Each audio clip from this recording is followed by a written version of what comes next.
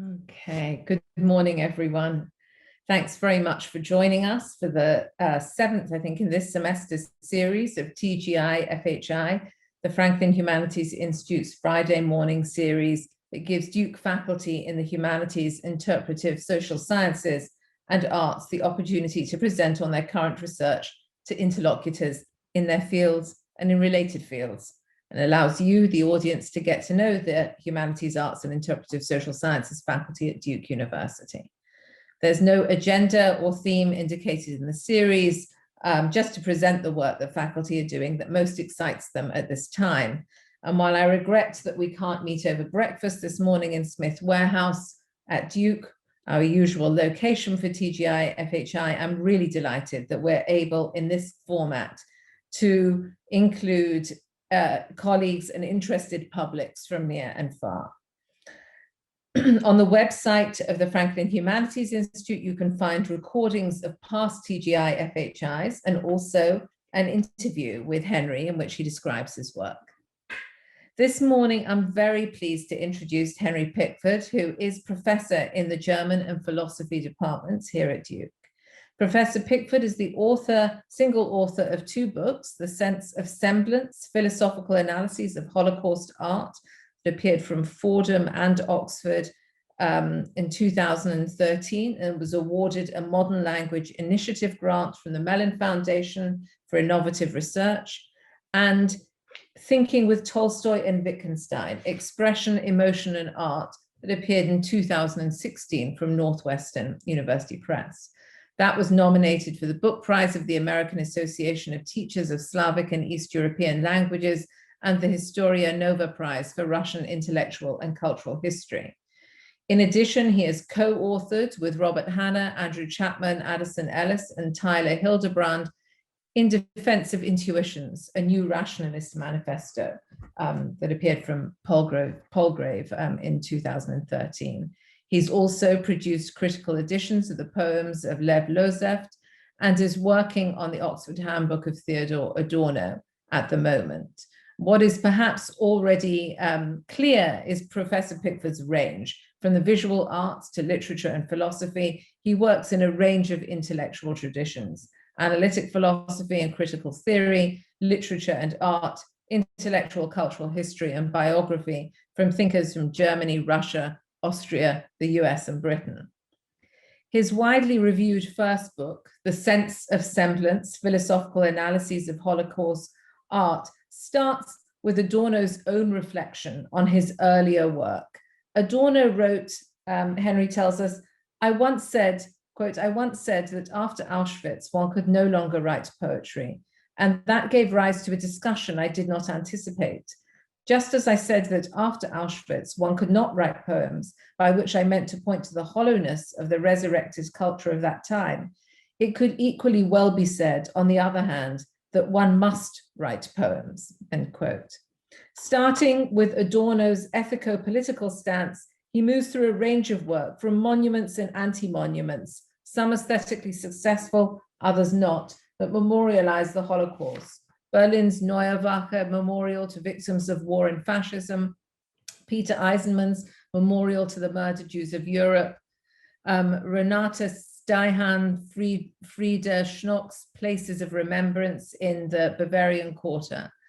He puts these alongside the poems of Paul Celan and Heinrich Becker, Lanzmann's Shoah, Spiegelman's Maus. And he writes, quote, successful Holocaust artworks themselves evince a negative dialectical, that is a co-constitutive, conflictual, irreconcilable relationship between their aesthetic autonomous and aesthetic heteronymous, here historical, tendencies. His book on Tolstoy and Wittgenstein is actually on a lot more than those two figures. He uses Tolstoy's aesthetics, reading Tolstoy's aesthetics, to show how Tolstoy tries and ultimately fails to counter what he calls the Nietzschean threat of ethico-aesthetic understanding, which is itself derived from, quote, an interpretation of Schopenhauer's theory of the influence of music, together with his theory of action and moral psychology. He stages an argument through this reading between Derrida and Kripke in their work on Wittgenstein to argue what he calls to argue with what he calls the interpretivist assumption within literary theory. Today, his talk, I think, is taken from his current book project, which he is writing with Finlayson, Theodor Adorno, A Critical Life, which will appear from Reaction Books and the University of Chicago Press. It's a critical biography of Adorno, but also interprets his writings and activities as a public intellectual and as a unique form of negativistic virtue ethics. Today, the title of his talk is Thinking with Adorno. Thanks very much for joining us, and over to you, Henry.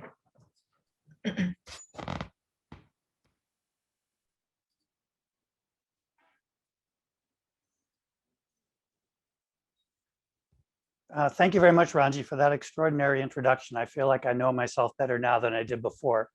And I want to thank Sarah and Jennifer for all their help, advice, and a very enjoyable interview. And to the staff of the Franklin Humanities Institute in general for their support. And to all those who've tuned in, wherever and whenever you are, thank you very much and welcome. I see colleagues from the German department, the literature department, the Association of Adorno Studies, and it's great to see you all, and I look forward to the Q&A afterwards. As Ranji said, this is a talk that comes out of some work on Adorno, looking at his activities as a public intellectual in the 60s, and trying to bring that into a kind of continuum with his more rigorous philosophical work and seeing how they might mutually illuminate each other. So the talk will be sort of broad to begin with, and then narrow very much upon a couple of concepts that Adorno was working with. Okay, so on May 5th, 1969, as Germany was convulsed by popular unrest and police violence, the weekly magazine Der Spiegel interviewed Theodor Adorno, philosopher and sociologist, and one of the leading thinkers associated with Frankfurt School Critical Theory and the Institute for Social Research at the University of Frankfurt. The West German political landscape had undergone a seismic shift in the mid-60s. By incorporating the major parties in the Grand Coalition in 1966, the federal government had virtually eliminated effective opposition in its parliament. The emergence of extra-parliamentary opposition groups entailed an increasingly antagonistic polarization between the political establishment and the politically disenfranchised. On the right, the National Democratic Party attracted former Nazis and new converts and won 7 to 10% of the vote in regional elections and proved to be a continual source of anxiety. On the left, student activists took to the streets in protests that became increasingly violent. On June 2nd, 1967, while protesting the visit to Berlin by the Shah of Iran, the student Benno Onozorg was shot and killed by a policeman who claimed self-defense and was acquitted of all charges. The activists, particularly the SDS, the Socialist German Student Union, turned to the critical theorists expecting leadership and support. On several occasions, Adorno had spoken approvingly of the students' demands and demonstrations and advocated for their representation in university governance. In May 1968, he publicly protested the parliament's deliberations to give the government emergency powers, including the authority to suspend civil rights. And he publicly supported the abrogation of anti-homosexuality laws, for example. Despite these targeted public interventions and displays of solidarity with student activists, Adorno was accused of quietism. As the SDS movement grew more militant, Adorno's reluctance intensified, and other critical theorists who were initially far more receptive to the student actions, such as Herbert Marcuse and Jürgen Habermas, also sought to distance themselves. On January 31st, 1969, Adorno and other institute members summoned the police to clear out several dozen students who had apparently occupied rooms in the building. The students themselves maintained that they were just looking for rooms for organizational meetings. And on April 22nd, 1969, Adorno's philosophy lecture course entitled An Introduction to Dialectical Thinking was disrupted when 3 shirtless women members of the SDS accosted him at the lectern, sprinkled him with flower petals, and tried to kiss him on the cheek. Adorno eventually canceled the course for the remainder of the semester. These events have reinforced the opinion that Adorno was apolitical or even reactionary, that in Georg Lukács's famous quip, he was lounging comfortably on the veranda of the Grand Hotel Abyss while decrying the failure of culture. It was in this context that Adorno gave his Spiegel interview. The interview begins with the editor saying, "Professor Adorno, 2 weeks ago, the world seemed to be in order. to which Adorno responds, not to me. And it concludes with the editor asking Adorno what he is doing in the context of such unrest and upheaval, to which he responds, I am not in the least ashamed to say very publicly that I am working on a major book on aesthetics. Today, I'll try to make sense of these provocative statements by Adorno. By no means do I wish to defend him without qualification. My purposes here are rather historical and exegetical. Rather, what I'd like to do is reconstruct a continuum between Adorno's activities as a public intellectual on the one hand, and his uncompromising philosophical works on the other. My claims are threefold, and therefore my talk will also fall into three parts. Firstly, Adorno provided a sobering analysis of the contemporary political situation in West Germany and in so-called late capitalism more generally. Second, on the basis of that analysis, he saw the aim of praxis to be to cultivate minimal preconditions of what Kant called political maturity, or Mündigkeit, as a capacity to resist. His activities as a public intellectual can be understood from this perspective. And thirdly, and finally, his final philosophical writings, the work on metaphysics and epistemology entitled Negative Dialectics of 1966, and the posthumously published Aesthetic Theory, to which he referred in his interview, can at least in part be understood from this perspective as well. More specifically, Adorno's concepts of metaphysical experience from Negative Dialectics and the riddle-character of modernist autonomous art from Aesthetic Theory should be seen as correlative concepts for philosophically theorizing the minimal preconditions of political maturity, or so I shall suggest. So part one, Adorno's analysis.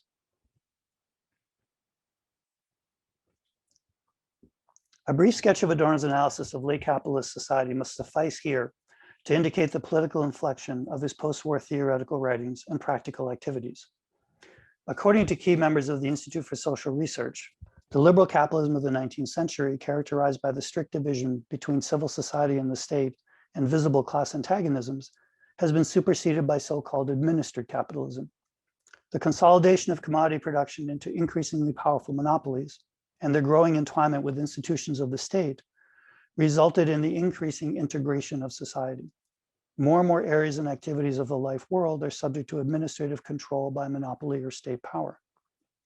As a consequence, the prospects of potentially revolutionary class divisions are disappearing because integrated society minimizes class antagonism and the possibilities of forming class consciousness.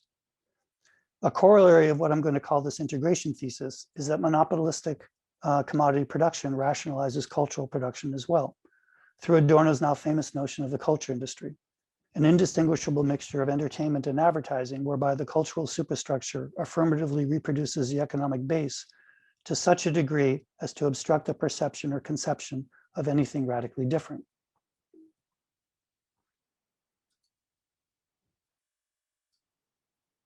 I hope people can see this. So the first quote, if the organization of society, whether by accident or design, uses the culture industry, the consciousness industry, and the monopolistic control of opinion to bar the way to the most basic knowledge and experience of the most dangerous processes and of the most essential critical ideas, and if, going far beyond that, society paralyzes people's ability to imagine the world in concrete terms as being anything other than it appears to be, then the fixed and manipulated state of mind becomes a real force too, and it becomes the force of repression. The colonization of human needs by cultural commodities represents for Adorno a new interiorized form of domination, which forecloses the orthodox Marxist account of revolutionary progress. Quote, the danger of domination infiltrating into people through their monopolized needs is an actual tendency of late capitalism. It relates not to the possibility of barbarism after the revolution, but to the prevention of revolution by the societal totality. Moreover, the culture industry tends to homogenize the range of experiences open to the citizen consumer, so that they no longer recognize themselves or their own suffering. Adorno writes, the most intimate reactions of human beings are so entirely reified, even to themselves, that the idea of anything peculiar to them survives only in extreme abstraction. Adorno followed Lukács here in understanding reified consciousness as the tendency under capitalism of mind to become a passive object of societal and market administration and forces, rather than, say, to speak with Kant, a potential subject of self-conscious spontaneous thought.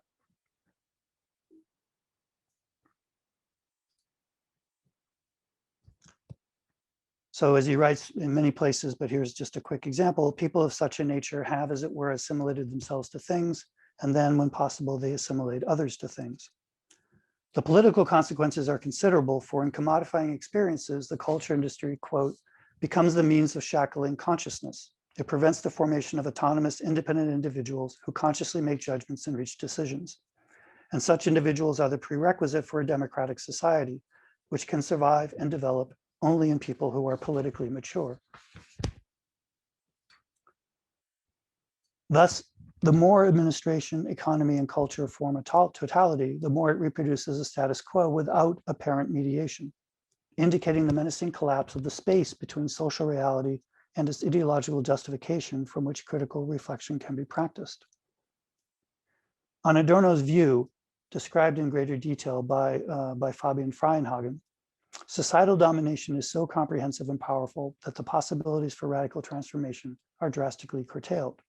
Quote, since the possibility of changing the objective, namely societal and political conditions, is extremely limited today, attempts to work against the repetition of Auschwitz, the emblematic endpoint of Adorno's conception of societal domination, are necessarily restricted to the subjective dimension.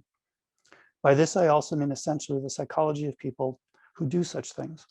What is necessary is what I once, in this respect, called the turn to the subject. For Adorno, the social psychological aspects of late capitalism militate against society's members, even imagining or entertaining the idea that society, for instance, production, distribution, or consumption, or collective self-determination, might realistically be organized in a fundamentally different way. As he writes, at this time, no higher form of society is visible.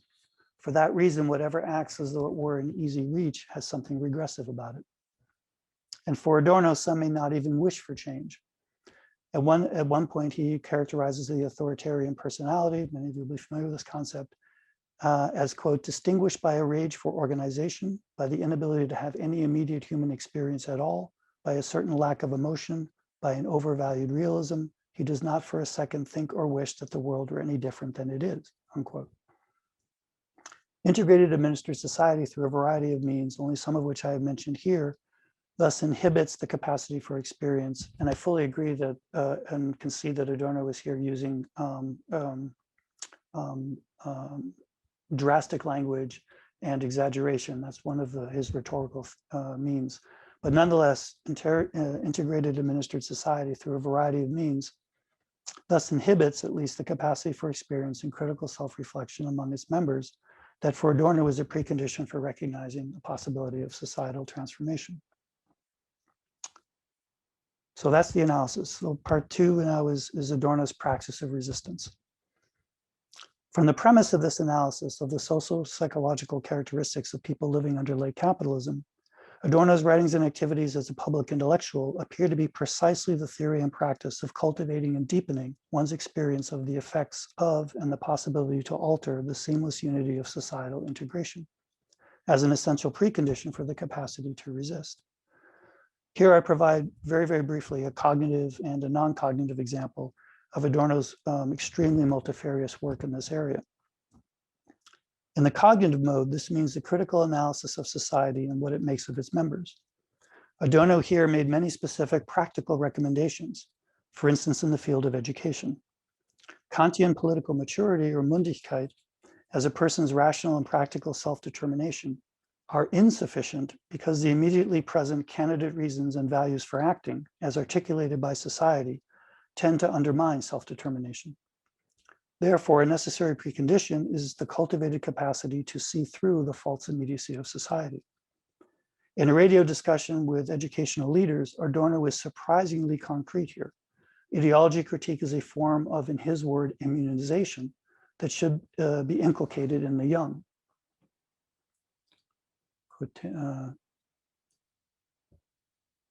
Quotation.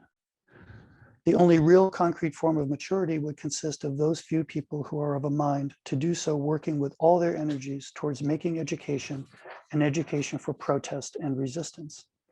I could imagine, for example, that the senior classes of secondary schools could be taken as a group to commercially produced films, and that the students would quite simply be shown what a con is being presented, how hypocritical it all is. So that to begin with, all we try to do is simply to open people's minds to the fact that they are constantly being deceived. Making everyone aware of these connections could perhaps be achieved in the spirit of an immanent critique, because there can be no normal democracy which could afford to be explicitly against an enlightenment of this kind. All these things would have to be included in any genuine process for the promotion of maturity. Adorno's practice of ideology critique in this vein as cognitive resistance also includes literally hundreds of public radio and television broadcasts on cultural, educational, and political topics, and especially explicating modernist musical and literary works that he gave when he returned to Germany. Adorno's call to adopt a stringently critical attitude to something as apparently harmless as a visit to the cinema should not be immediately dismissed as an idiosyncratic or disproportionate diatribe. For a tacit premise underlies his reasoning here. If late capitalist society is nearly completely and comprehensively integrated, then the pervasive pathologies of the large-scale social, economic, and political structures and processes ramify into the most trivial, ephemeral, and personal elements of lived reality. And therefore, the scope of the political must be construed broadly. But conversely, this means that the pathologies and the contradictions can also be discovered, experienced, and unmasked in these everyday elements with which people will be immediately familiar. This premise constitutes at least one motive for the incisive observations of the quotidian life world in his popular collection of aphorisms, Minima Moralia. From the observation that, quote, the ability is lost, for example, to close a door quietly and discreetly, yet firmly, Adorno generalizes. Technology is making, in his words, technology is making gestures precise and brutal, and with them men. The new human type cannot be properly understood without awareness of what he is continuously exposed to from the world of things about him, even in his most secret innervations, end quote. Thus, from Adorno's analysis of a completely integrated administered world under late capitalism, it follows that possible sites for ideology critique extend far beyond spheres such as religion and law, as in conventional Marxism. For as Rahel Yegi notes, quote, under the gaze of minima moralia, everything from our relations with doors to gift giving or politeness can become a particular that stands for the universal of a form of life in which the latter is mirrored and manifested, end quote. That is, in becoming conscious of the everyday ramifications of the administered world, one could gain self-reflection and a minimal latitude for autonomy and resistance, which Adorno consistently defines as not going along. The German is nicht mitmachen. He writes, the single genuine power standing against the administered world is autonomy, if I might use a Kantian expression, the power of reflection, of self-determination, of not going along, unquote. For Adorno, such minimal acts of demurral indicate a genuine spontaneity that can be experienced and encouraged. Self-reflection and incipient self-determination can thus be fostered through critical social theory at the macro level and through self-conscious analysis of and intervention into habits and practices at the micro level. These cognitive tactics would go some way to establishing and enhancing the capacity to resist as a first step towards political maturity. In the non-cognitive mode, Adorno's praxis of resistance includes the cultivation of those emotions, feelings, moods, and affects, the experience of which can contribute to overcoming the reified and atomistic consciousness that is the social psychological counterpart to the preponderance of administered integrated society. To give just one example, fantasy and anticipation animate mind's ability to transcend perceiving and thinking in reified categories, according to Adorno.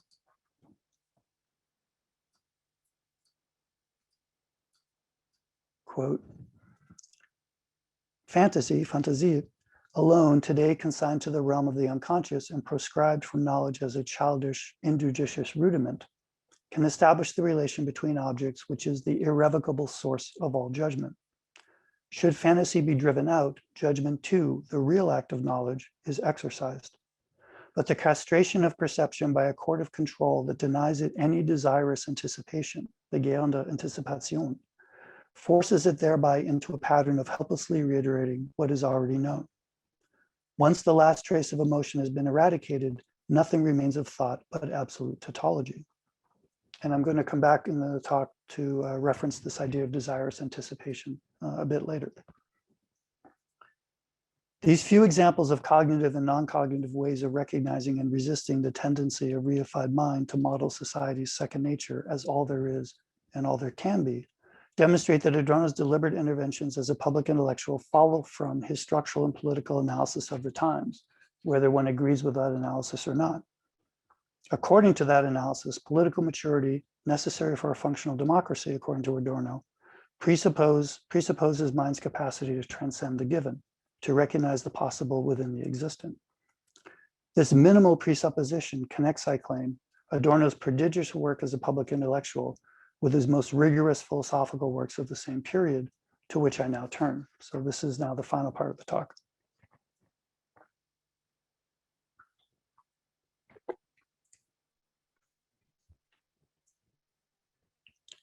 In the context of Adorno's overall project to cultivate minimal capacities of reflection and resistance, I would like to discuss, with passing attention to certain Kantian motifs repurposed by Adorno, two concepts from his final major works: metaphysical experience from negative dialectics and the riddle-character of autonomous modernist art from aesthetic theory, as theoretical articulations of Adorno's turn to the subject. So first, metaphysical experience.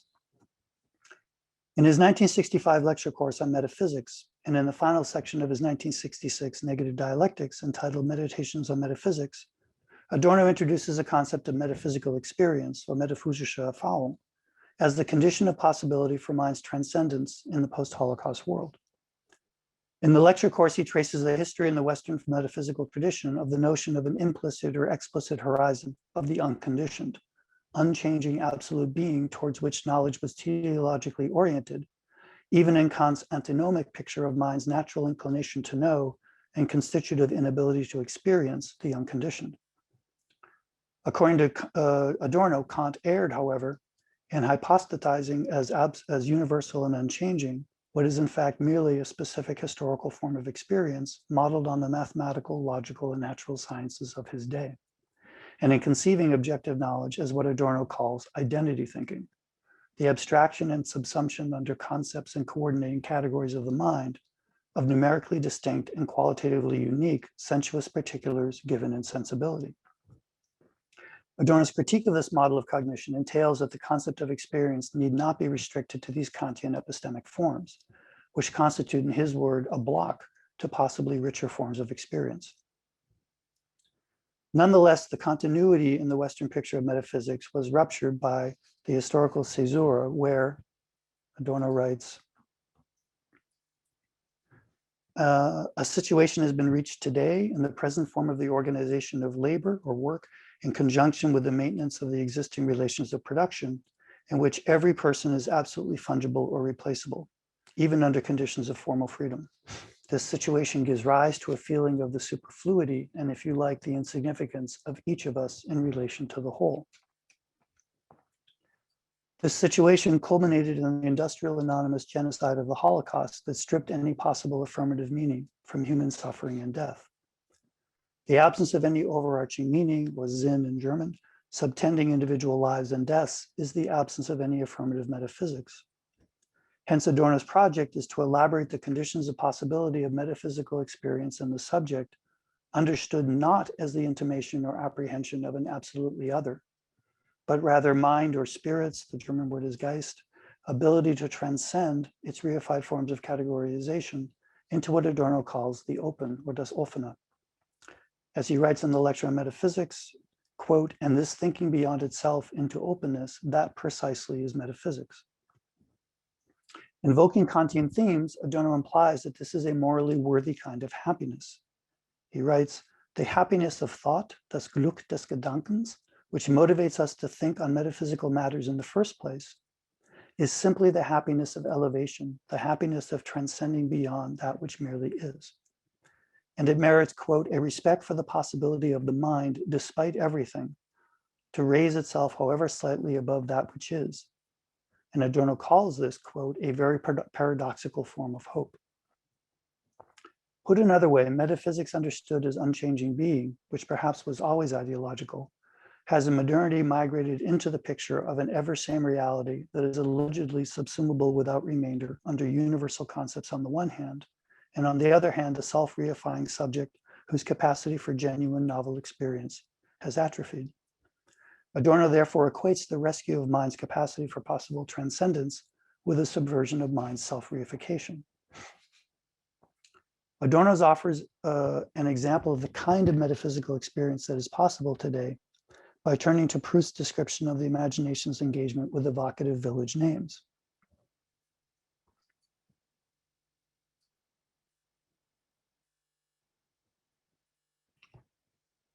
What metaphysical experience might be for whoever disdains to deduce it from allegedly primal religious experiences is most readily similar to how Proust imagined it, and the happiness that is promised by the names of villages such as Otterbach, Waterbach, Royenthal, Montbrunn.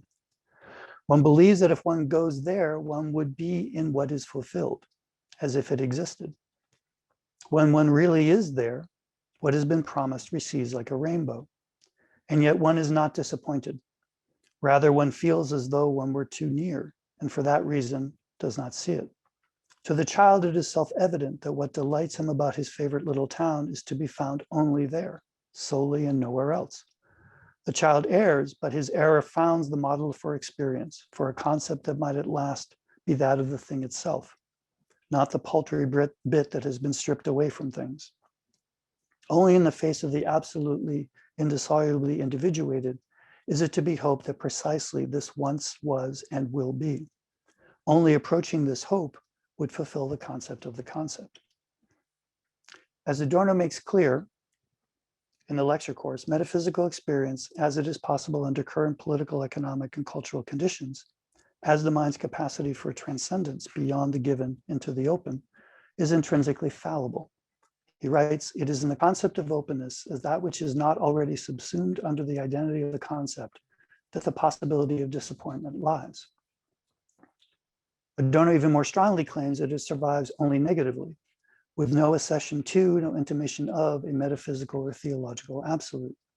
He writes, quote, "Pure metaphysical experience unmistakably becomes paler and more desultory in the course of the process of secularization, and this weakens the substantiality of the older kind of experience. It maintains itself negatively in the attitude of, is that everything? That is most closely realized in waiting in vain, im vergeblichen Warten, which is, of course, a form of desirous anticipation. We can thus understand metaphysical experience as the mind's capacity to extend itself beyond what is immediately given in cognition, where cognition is generally understood along Kantian lines, subsuming under universal concepts of the understanding, sensuous particulars given and sensibility. This capacity is a determinate mental attitude of expectation or hope, yet without a determinate concept which sensibility might fulfill. Hence, it is an expectation that is in error and is disappointed. But unlike non-metaphysical hope, its disappointment does not produce frustration or sadness, but rather happiness, because self-reflexively it demonstrates mind's relative independence from the given, mind's ability to adopt a determinate attitude towards the possible within the merely existent. Furthermore, the logical form of that to which the mental attitude is directed is not propositional, but objectual, the form of a logically proper name, which referentially denotes a unique particular. Several commentators suggest that such names are in some sense revelatory or disclosive of their reference essence, perhaps working on theories from Walter Benjamin's theory of language. If so, the name and its ideal function would be logically equivalent to an infinitely long conjunction of predicates that ultimately, per impossibile, would uniquely categorize the referent. However, in light of Adorno's claim that the referent, the village in our example, once experienced, fails to fulfill the expectation supposedly described by its name, I suggest an alternative explanation or an alternative interpretation. The name is not equivalent to an ideal infinite predication, but rather is a non-propositional expression evocative of an assumed affinity between subject and object, and that thereby what is affirmed, even in the disappointment, is the presupposed fundamental but non-conceptual affinity between mind and world that is a condition for any cognition whatsoever. The moment that, according to Adorno, quote, in the process of enlightenment gradually crumbles away, unquote.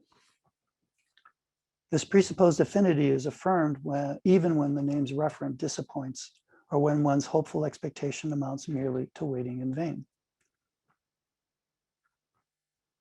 Having praised Kant's rescue of the intelligible sphere, Adorno locates the possibility of metaphysics today in the question of whether transcendence can be experienced from within finite immanence by an historically, societally, and materially mediated and embodied mind, introducing the figure of the riddle, semblance, and aesthetics.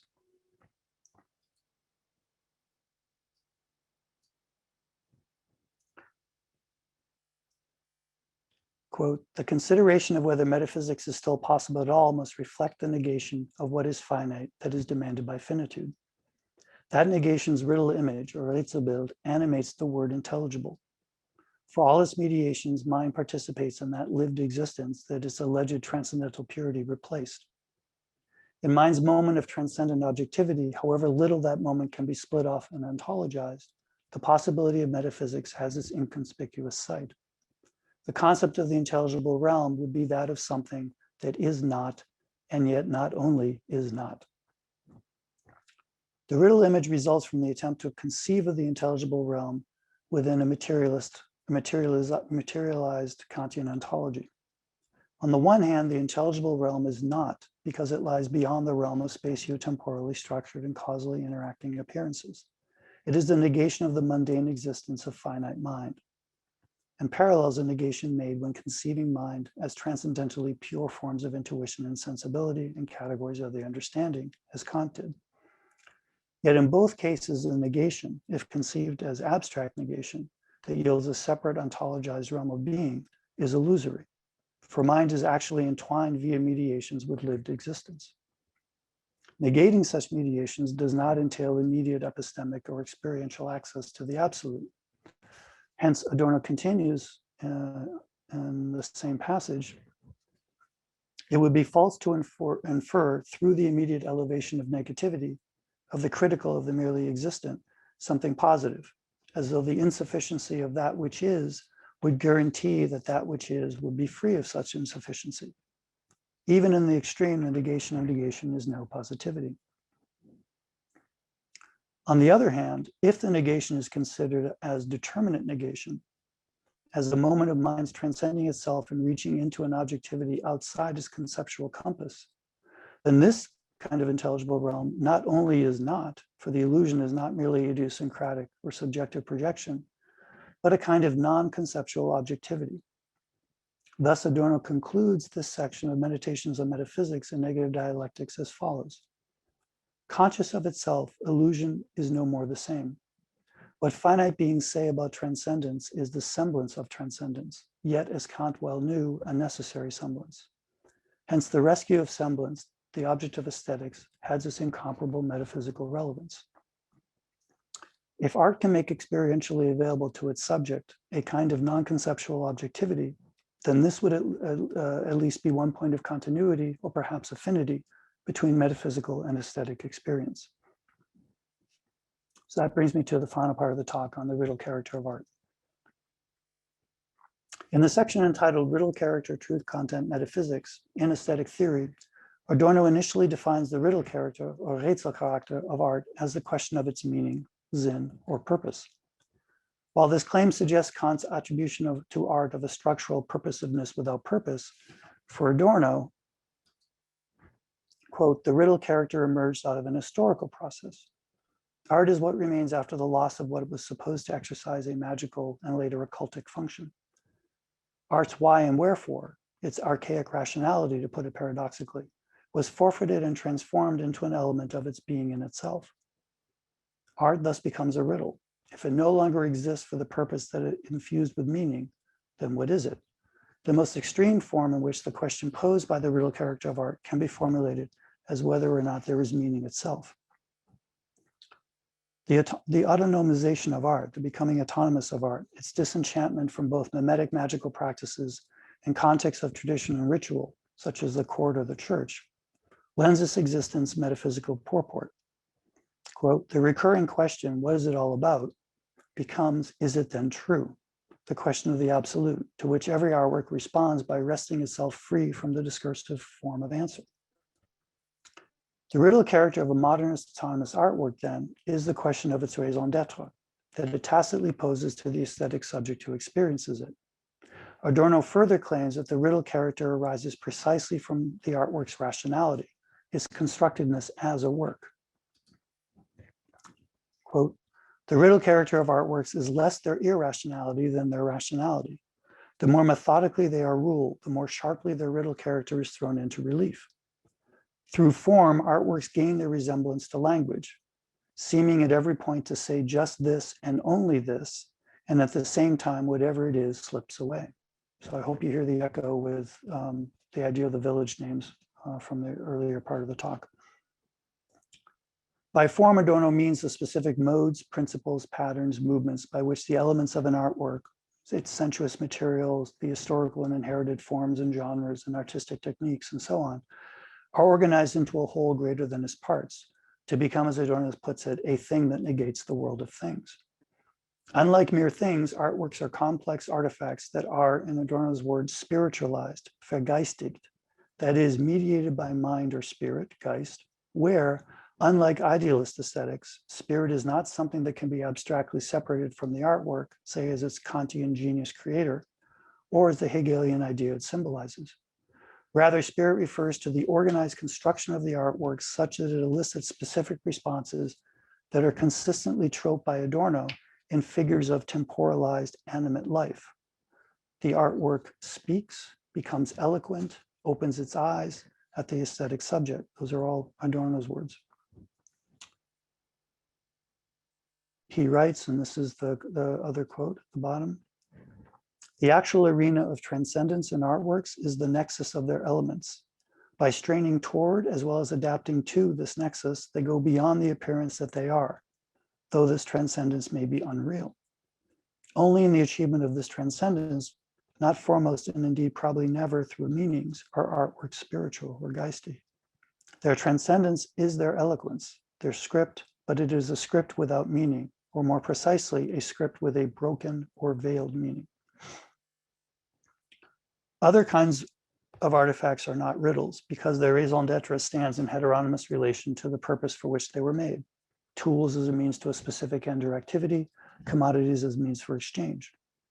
In virtue of its artifactual autonomy, however, the modernist artwork bears a semblance, a shine, of coherent meaning that transcends its thingness. As Adorno writes, their transcendence is their eloquence, which promises meaning, but whose, quote, solution is not objectively given.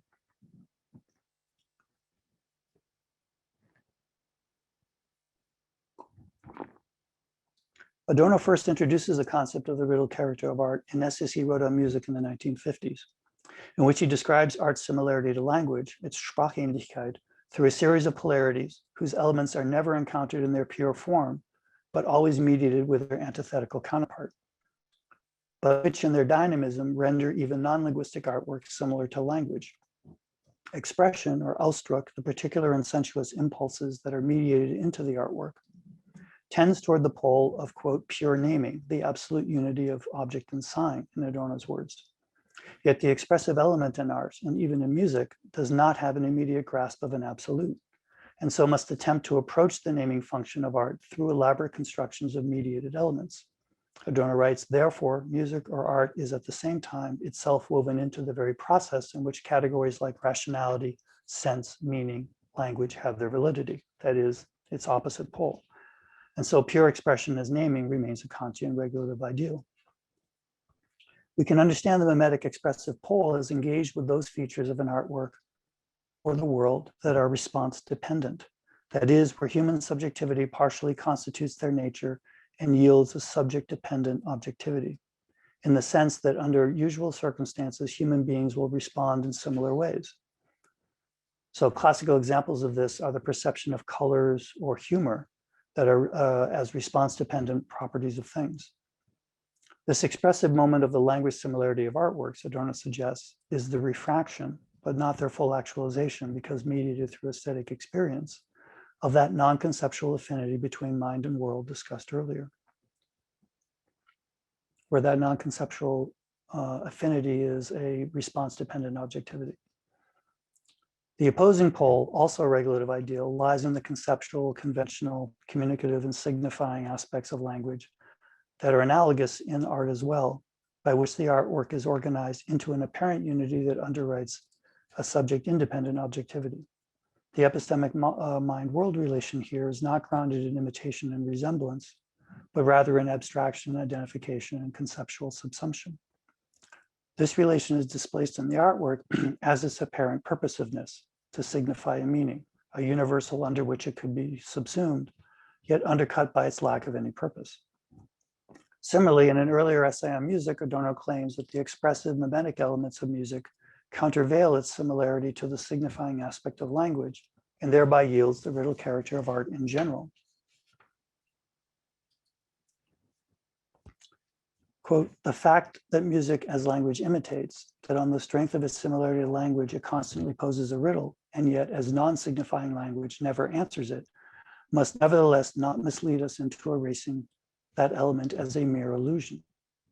That element being the imitative response-dependent objectivity. This quality of being a riddle, of saying something that the listener understands and yet does not understand, is something it shares with all art. No art can be pinned down as to what it says, and yet it speaks. The riddle character, therefore, denotes the similarity to language that is constitutive of art, such that the artifact appears to be teleologically organized towards conveying a meaning, an intention, in the metaphysical register, a sense. Thereby, the artworks point beyond themselves in semblance, appearing to speak or promise meaning that nonetheless is broken or veiled. Adorno develops the concept of the riddle character of art through a second polarity between the aesthetic subject's internal and external perspectives on the artwork. Early in his 1958 lecture course on aesthetics, he introduces the distinction by first invoking the common experience of modernist autonomous art that, quote, in a certain sense, one cannot understand works of art at all. What I mean is this: either one is inside a work of art and aligned with it in a living sense, in which case the question of understanding the work or of the meaning of the work does not really arise. Or on the other hand, through reflection or development, one is now outside the sphere of influence of art and casts one's gaze on the work. And then one suddenly asks oneself abruptly, so what's it all about? What is all this? The moment one is no longer inside it, or one is no longer aligned with it, art begins to withdraw in a certain sense, to close up and assume what I earlier called its riddle character. Being inside the artwork for Adorno is a kind of artistic, practical, and concrete responsiveness, involving one's co-enacting. The German here is mitvollziehen, or imitating of the work. Quote, understanding the logic that leads the work from one chord to the next, from one color to the next, from one line to the next. And only when this understanding of the matter itself is fully achieved, albeit without yet touching the work's riddle character, only then does one come close to the work. Phenomenologically, the aesthetic subject is absorbed in the experience, such that the strict division between subject and object, mind and world, is suspended. Crucial, however, is that Adorno holds that this mimetic imitation, this thinking and following with the artwork's mediated expression, represents a correction, if not enlargement, of the forms of receptivity and the categories of judgment, thereby substantiating the claim made in negative dialectics against the alleged immutability of Kantian forms of sensibility and understanding. The inner experience of an artwork demonstrates the possibility of an alternate or enhanced subject-object relation beyond the Kantian block, and the subject's relationship to a response-dependent, non-conceptual objectivity. Adorno is exceedingly careful, however, to qualify that the immersive aesthetic experience occurs in the mode of as if. That is, it is merely a semblance of immediate unconditioned freedom. He writes,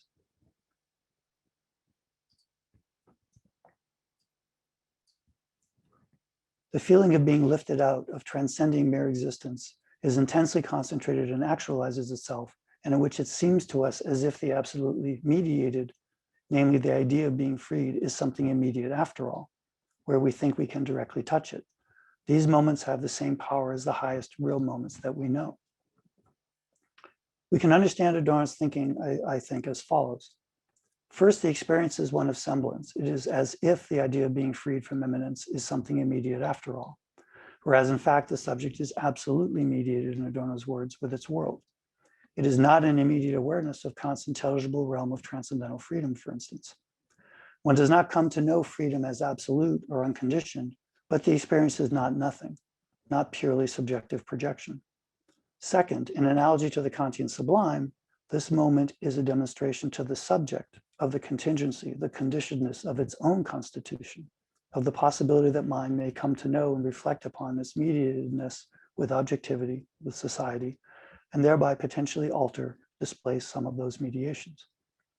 In the lecture course on metaphysics, Adorno cautions that, quote, where there is no longer any life, where immediacy has been truly abolished as in the world in which we exist, the temptation is doubly strong to mistake the remnants of life, or even the negation of the prevailing condition, for the absolute, unquote.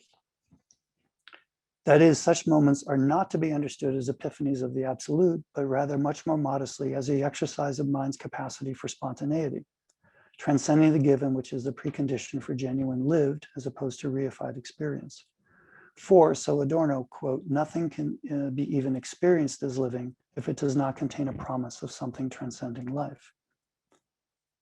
The demonstration of mind's capacity to transcend the given, which we can think of in analogy to Kantian spontaneity, but located for Adorno principally in the imagination or fantasy, Imagination and Fantasie, is an exercise of a vital capacity which resists reification and indicates the existence of genuine objective possibility, that the immanent context is not all there is, and that this exercise of transcendence indicates the possibility of a relation between mind and world other than that of abstraction and conceptual subsumption.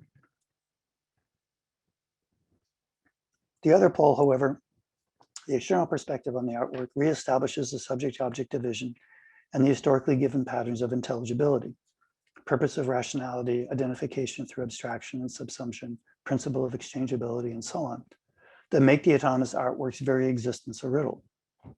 The aesthetic subject adopts a reflective attitude and is presented with an artifact that is incomprehensible to such patterns of intelligibility. Quote,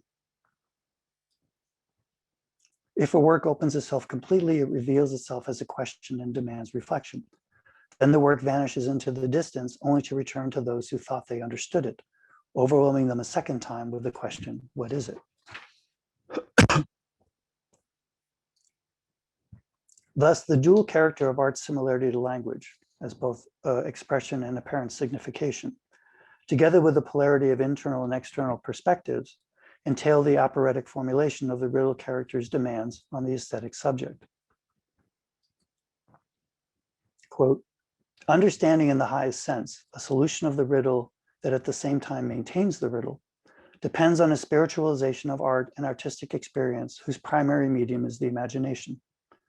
The spiritualization of art approaches its riddle character not directly through conceptual elucidation, but rather by concretizing its riddle character. The solution of the riddle amounts to giving the reason for its insolubility, which is the gaze artworks direct at the viewer. The demand of artworks that they be understood, that their content be grasped, is bound to their specific experience, but it can only be fulfilled by way of the theory that reflects this experience. What riddle character of artworks refers to can only be thought mediatedly, or it is through mediations. We are now in a position, I hope, to tender an explanation of the relationship between the riddle character of art and metaphysical experience. The specific form of an artwork, the result of the spiritualization of its elements, tends towards uniqueness, concreteness, singularity, that is nonetheless objectively posited, like a language. In Adorno's words, quote, the telos of artworks is a language whose words cannot be located on the spectrum, a language whose words are not imprisoned by a pre-stabilized universality, end quote. An autonomous artwork tends towards a singular language that in its immediate concreteness and uniqueness, its conceptual and commercial non-fungibility, testifies to the contingency, the conditionedness of the societal context of immanence that violates uniqueness with categorical subsumption. However, because the artwork is not subsumable under a concept, it does not provide positive or utopian contents. As a riddle character, its sense is broken and veiled. Furthermore, in the subject's internal imitative co-execution of the artwork, aesthetic experience can loosen or suspend the subject's reliance on categorical subsumption and testify to a response-dependent, non-conceptual, but nonetheless objective relationship between mind and world. We can consider this as a philosophically rigorous account of mind's potential to resist society's tendency to make it in its own image, the minimal precondition for political maturity on the assumed premise of Adorno's analysis of the society of his times. Thank you very much for your time and attention. That's it.